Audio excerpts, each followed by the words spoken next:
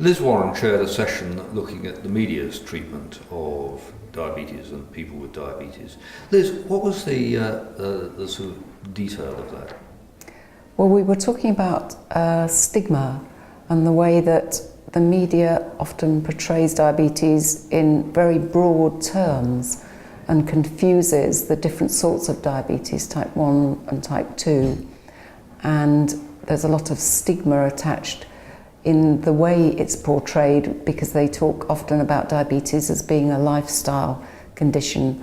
And obviously people with, say, a child of 6 months old, it's not their lifestyle that's giving them diabetes. There's a lot of anger about that inaccurate portrayal of the different types of diabetes. And what sort of solutions were proposed? We talked about having some sort of campaign and also about people taking personal responsibility for correcting every inaccuracy.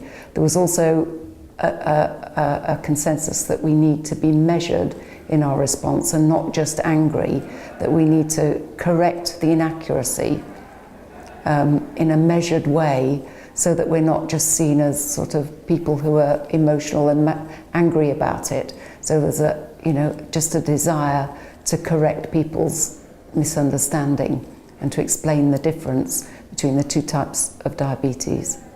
And how would doing these corrections affect the perception of diabetes? It would prevent people being stressed by feeling that they were being accused of being overweight, overeating, and that causing their diabetes. A lot of people feel extremely angry about that, the people in the type 1 community. And also people of type 2, they're not always obese.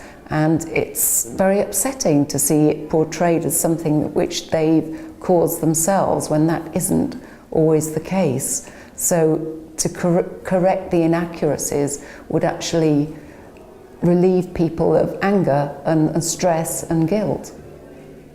And the benefits to the diabetes community of doing that?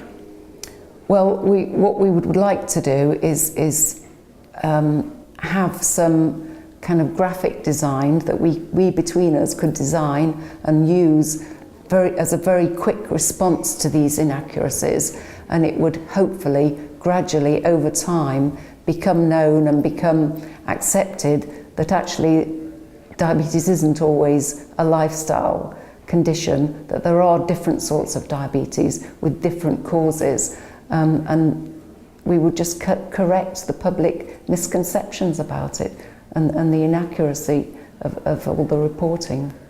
Lis, thank you very much. Thank you.